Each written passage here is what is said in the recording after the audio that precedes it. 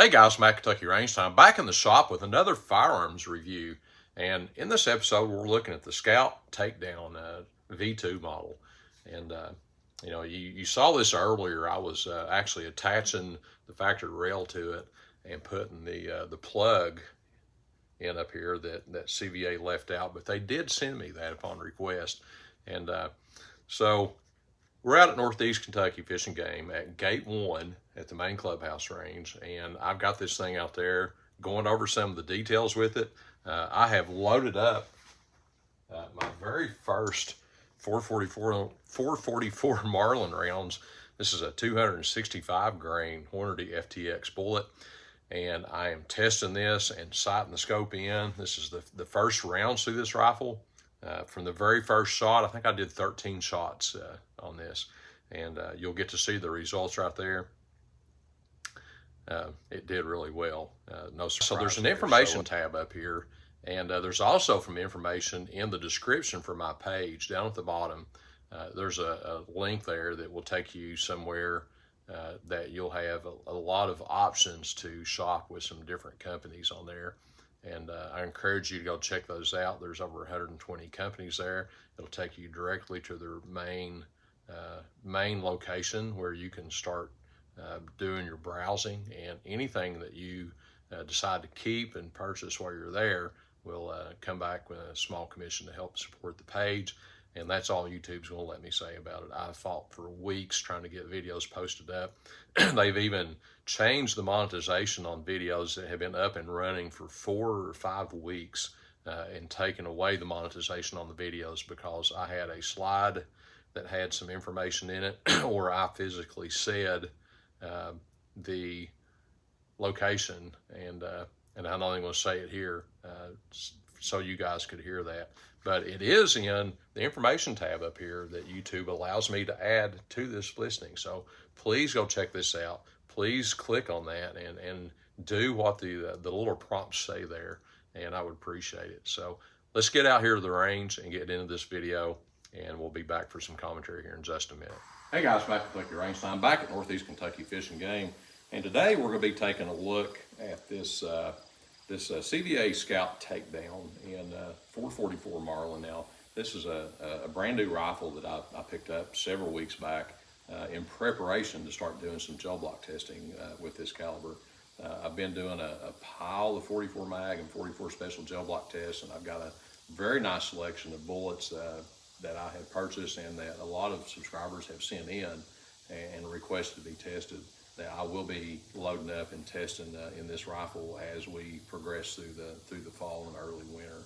So a real quick look at this. This is actually the third Scout Takedown that I have. I have one of these also chambered in 4570 and another one in 300 Blackout. And they're all really similar. They all function great and just really pleasant rifles to shoot. All right, so this rifle is packed with a lot of features. 25-inch fluted barrel with a 1 in 20 twist, has a threaded removable muzzle brake. If this is anything like my 4570, and maybe my biggest complaint, is they thread these with a metric threading, which makes it really hard to find adapters if you want to adapt a different muzzle brake or even a suppressor onto these, which this is probably not the caliber you would be suppressing anyway. But moving past that, it came with a piece of factory mounted rail. It comes drilled and tapped for a front sight, and this was one of my only complaints with this thing, was that it was drilled and tapped and they did not insert a plug screw into this. I had to actually message out to CVA, and they basically sent me out two plug screws for this hole that they had drilled in this barrel. Would rather have seen that not drilled at all or come from the factory with that plug already installed. Other options and features: it has a crush zone stock on it out here, has a removable spacer, it has an adjustable comb, sling loops front and back, has a hammer extension to make it easier to reach up and cock this hammer. And maybe one of my favorite features of the CVA takedowns is the barrel release is actually here on the trigger. And I absolutely love this. My 4570 is so smooth now that I can break that shot and then pull that barrel down almost in one motion and be ready to reload. So I really like this being here instead of having to maneuver my thumb back across the hammer to get to the release like a lot of the single shots are. And guys, first and foremost, let's not forget this. So this is what a takedown does. So 25-inch barrel, and the scope's sticking out a little bit. So if you wanted to take this down and backpack it, this is going to be pretty easy to do. If you're not running a scope and you're running a shorter optic on here, or even a small red dot, this thing would be pretty compact and easy to take down and put back together. Just that quick. So really love the takedown models on this. The 16-inch, the 300 blackout I have is actually a 16-inch barrel. And when you take it down, the longest part of it, the barrel and the back end of the receiver and buttstock, it's all under 16 inches. So you talk about a real backpack gun. The 16-inch barrels on these are amazing as well. So if you can't tell, I'm a pretty big fan of CVA, and this Scout Takedown, the V2 models are just really nice pieces for single shot rifles. They're actually gaining in popularity right now. CVA also makes a model of this Takedown V2 version with a pistol grip and a threaded 14-inch barrel in 6 or 7 different calibers as well. And those are kind of filling up some of the niche market that Thompson contenders were.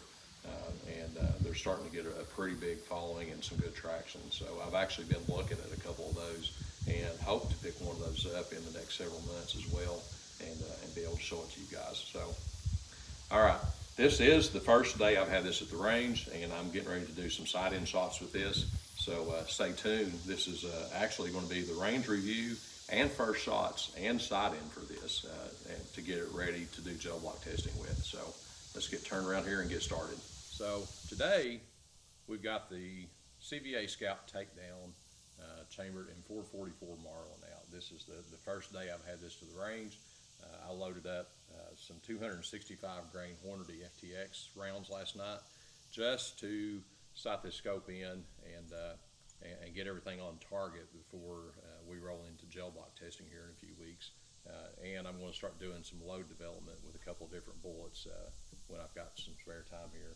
So we're going to start off with a 25-yard sight in, probably going to leave it about 1.5 inches or 2 inches low at 25, and hopefully that'll be coming up to match us at 100, and then we'll do a couple of rounds out of the 100, and then I also want to see how this load's going to group. Now, I've not done ladders with this bullet at all. This was 42 grains of Hodgdon 4198, and that was not the max load for this bullet. It was actually maybe a half grain off max from the Hornady book, and this is just what I picked to start out with and start playing with this. And then if this group's good, we may hold this load, and if not, we'll do some ladders for it. This will probably end up being the bullet that I run for this as my standard load. Pretty much similar with my 4570, but we'll see. We'll see what happens as we get down the road. All right, let's get set up, and we'll start putting some of these on paper. I'll probably shoot a group of 2 to 3, and then make some adjustments and do that a couple of times here at 25, and then I'll move it on out to 100. All right, guys, the optic I've chose today is the Wright & Optics X5 Tactics. No real rhyme or reason on why I put this optic on here, other than it was one I already had. I had it already stored in the shop, and it was already mounted up in a single piece base that made it easy to mount. And I actually did the video earlier where I actually confirmed that the rail base on this rifle did not have Loctite on it and was not torqued in correctly from the factory. So always when you buy a rifle that has factory installed rail on it, always take that off and check and make sure before you mount an optic up that is actually Loctited in there and secured really good, or it'll create some headaches for you later down the road. So all right, let's get started on this.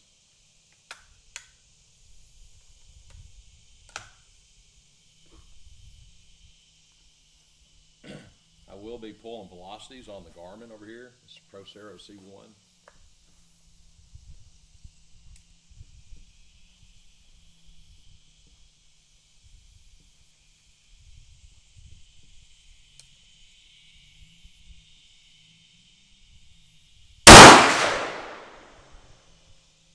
right.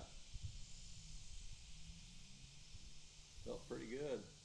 So the first shot appears to be about 5 inches low and about 1.5 inches to the right. So I'm going to go ahead and make some adjustments. All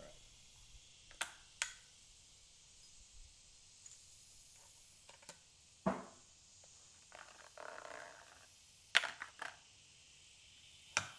Round 2.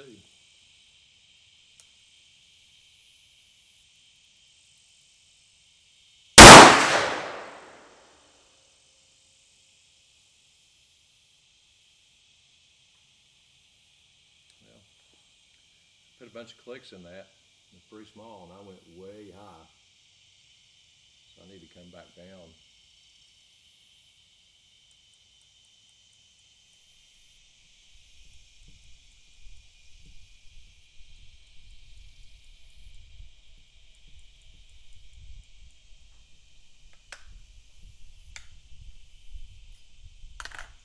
I probably was where I needed to be about the time I lost count, and just threw a bunch more clicks in it.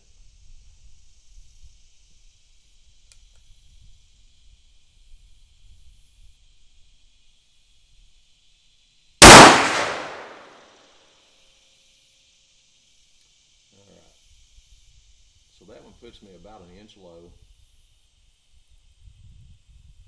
and I went too far to the left, so I need to go back to the right about.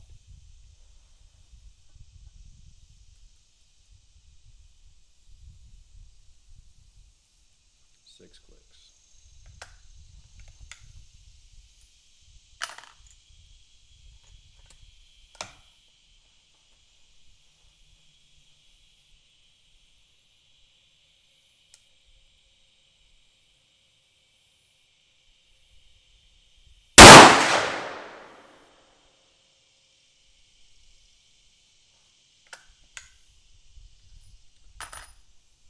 Let's do one more.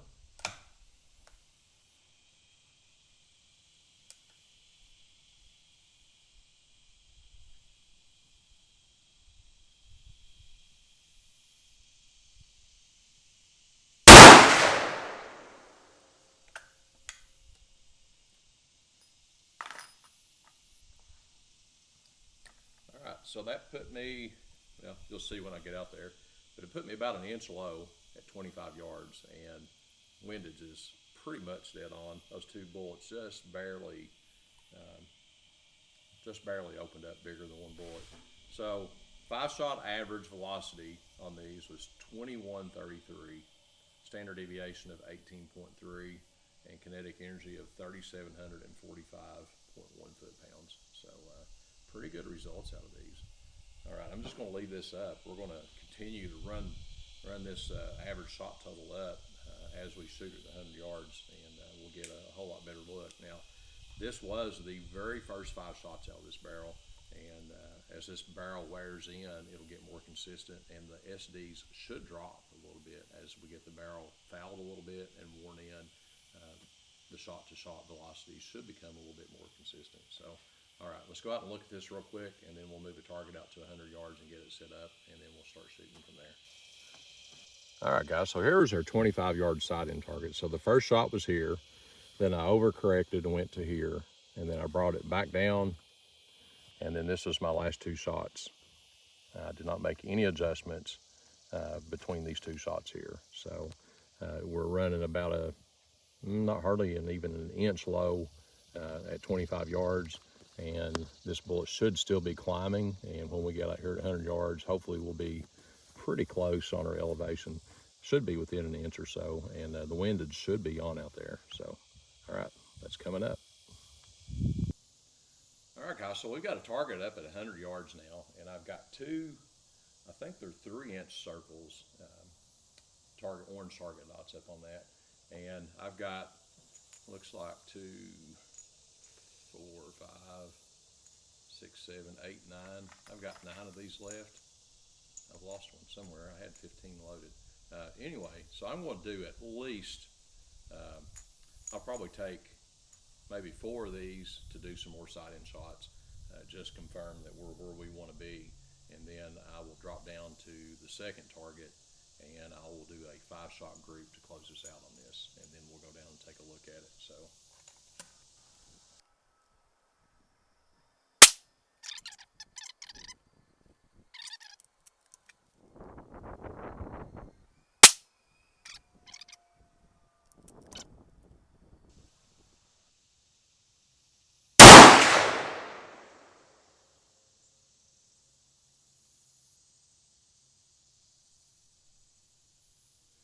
Well, I'm looking for black dots, and I can't see a third black dot, so that one must have been pretty close to the bullseye.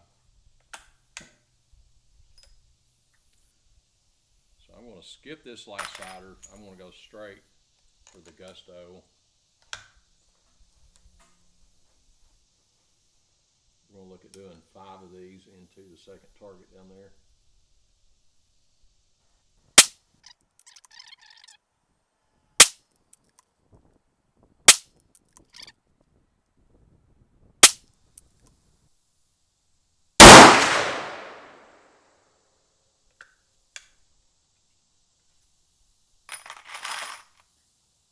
All right, I'm going to keep the last one.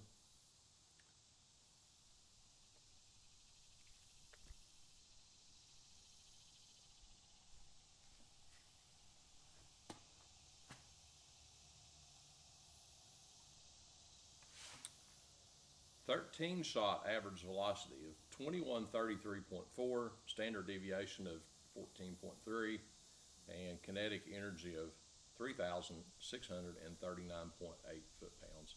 So our SDs just barely eased down a little bit as we were working through these shots.